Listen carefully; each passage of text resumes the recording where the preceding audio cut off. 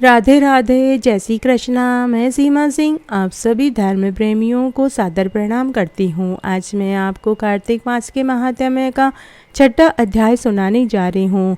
अब तक हमने 5 अध्याय सुने हैं। अगर आपका कोई अध्याय सुनने से छूट गया है तो डिस्क्रिप्शन बॉक्स में मैं उनका लिंक छोड़ दूँगी। आप वहाँ से अपने छूटे हुए अध्याय को सुन सकते हैं और पुण्य फल कमा सकते हैं। आज मैं आपको कार्तिक मास के महात्म्य के छठे दिन की कथा सुनाने जा रही हूँ। अगर आप कार्तिक स्नान करते हैं और व्रत करते हैं तो आपको रोज़ एक अध्याय सुनना चाहिए। रोज़ के दिन का रोज़ अध्याय सुनने से बहुत पुण्य फल मिलता है। मैंने पिछले अध्याय में भी कहा था कि अगर आप व्रत करने में असमर्थ हैं, आपका शरीर व्रत करने की इजाज़त नहीं देता है, तो आप केवल स्नान करके भी महात्म्य सुनेंगे तो भी आपको कार्तिक मास के महात्म्य का पूरा फल मिलेगा। आपको वे सभी सुख मिलेंगे जिसके आप हकदार हैं। और आपने जिस किसी भी मनोकामना से आप यह व्रत और स्नान कर रहे हों तो आपको महात्म्य सुनने से आपको वो सभी फल मिलेंगे। आइए अब हम कार्तिक मास के महात्म्य के छठे दिन की कथा सुनते हैं। तब नारद जी ने भगवान पृथु से कहा कि हे राजन, जब 2 घड़ी रात शेष रह जाए तब तिल, कुश, अक्षत, चंदन हाथ में लेकर शुद्ध होकर जलाशय पर जाएं। नहर की अपेक्षा नदी में स्नान करने से 10 गुना फल मिलता है और नदी की अपेक्षा संगम में स्नान करने से और भी 10 गुना फल मिलता है। तीर्थ पर स्नान करने से इन सब से दुगना फल मिलता है। स्नान से पहले भगवान का ध्यान करके स्नानार्थ संकल्प जरूर करना चाहिए। तीर्थ में उपस्थित देवताओं को इस प्रकार आचमनीय देवें, अर्थात यह मंत्र बोलें। हे कमलनाथ, आपको नमस्कार है।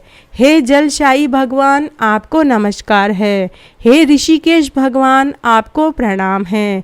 मेरे दिए हुए अर्घ्य को आप ग्रहण करें।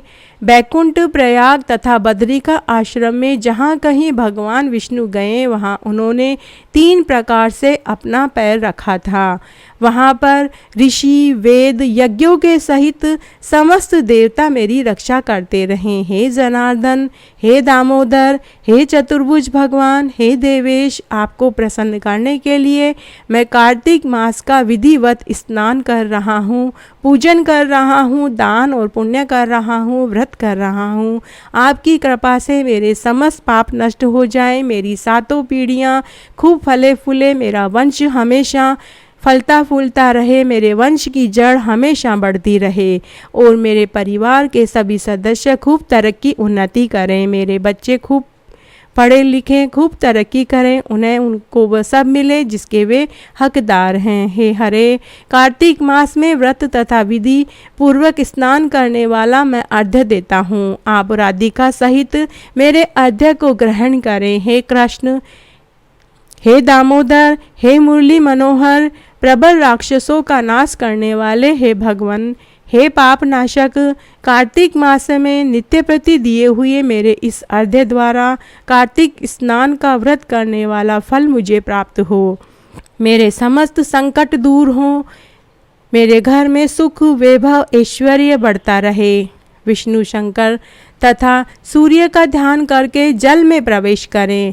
नाभि पर्यंत जल में खड़ा होकर विधि पूर्वक स्नान करें।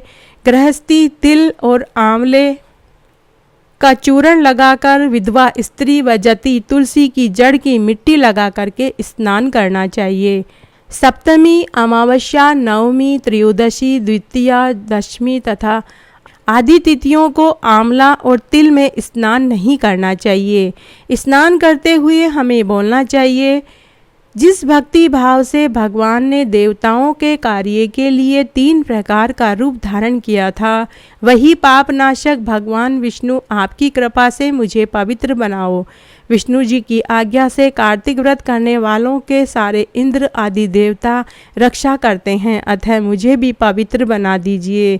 बीजों, रहस्यों तथा यज्ञों सहित वेदों के मंत्र, कश्यप आदि ऋषि, इंद्र आदि देवता मुझे पवित्र कर दीजिए। गंगा आदि सभी नदियाँ, संपूर्ण तीर्थ, 7 समुंदर, समस्त जलाशय मुझे पवित्र कर दीजिए। अदिति आदि सभी नारियां, यज्ञ, सिद्ध, सर्प, सब औषधियों सहित तीनों लोकों के पर्वत मुझे पवित्र कर दीजिए। ऐसा बोलकर स्नान करने के बाद व्रती हाथ में पवित्री धारण करके देवता, ऋषि, मनुष्य और पितरों को विधिवत तर्पण करते समय जितने भी तिल तर्पण में रहते हैं उतने ही वर्ष पर्यंत व्रती के पितृगण स्वर्ग में निवास करते हैं। उसके बाद व्रत करने वाला जल से निकलकर शुद्ध साफ वस्त्र पहने प्रातःकाल के सभी कृत्यों से निवृत्त होकर पुनः भगवान विष्णु का पूजन करें। समस्त तीर्थों के सारे देवताओं का स्मरण करके भक्ति पूर्वक सावधान होकर चंदन, फूल, फलों, नारियल सहित भगवान विष्णु को अर्घ्य देवें। अर्घ्य का मंत्र यह है, अर्थात अर्घ्य देते समय कौन सा मंत्र बोलना चाहिए वो इस प्रकार है। पवित्र कार्तिक मास में मैंने स्नान किया है। हे विष्णु जी, राधा के साथ आप मेरे दिए हुए अर्घ्य को स्वीकार कीजिए। चंदन, फूल, तांबूल आदि से वेद पाठी ब्राह्मणों का श्रद्धापूर्वक पूजन करें, फिर साष्टांग प्रणाम करें। ब्राह्मणों के दाएं पैर में तीर्थ रहते हैं, मुख में वेद, सारे अंगों में देवता निवास करते हैं। अपने कल्याण की कामना रखने वाले लोग इनका कभी भी अपमान न करें, न इनका विरोध करें। एकाग्रचित होकर भगवान विष्णु की प्यारी तुलसी के क्यारे की पूजा करें, परिक्रमा करें और प्रणाम करें। तुलसी की पूजा करने के बाद उसमें जो सुहाग की पिटारी चढ़ावें वो किसी ब्राह्मण की बेटी को या फिर ब्राह्मणी को दे देवें। हे देवी, हे तुलसी, देवताओं ने ही प्राचीन काल से तुम्हारा निर्माण किया है और ऋषियों ने तुम्हारा पूजन किया है। हे विष्णु की प्यारी तुलसी, आपको मेरा प्रणाम है।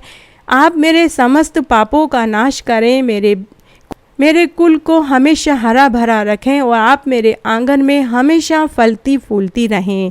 इस प्रकार भक्ति पूर्वक जो लोग कार्तिक व्रत का अनुष्ठान करते हैं वह संसार में सुखों को भोगते हुए अंत में मुक्ति को प्राप्त करते हैं।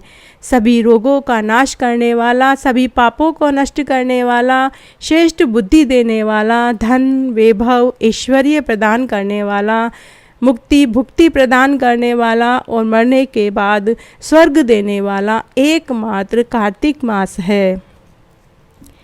तो आज मैंने आपको कार्तिक मास के महात्म्य का 6वां अध्याय सुनाया। आशा करती हूँ आपको ये ज़रूर पसंद आएगा। मेरे साथ बने रहने के लिए आपका धन्यवाद। आगे के महात्म्य के लिए भी आप मेरे साथ इसी तरह बने रहें और पुण्य कमाते रहें। अगर आपको कोई बात पूछनी है तो आप कमेंट बॉक्स में लिखकर पूछ सकते हैं, मैं आपके सभी सवालों का जवाब दूंगी। धन्यवाद।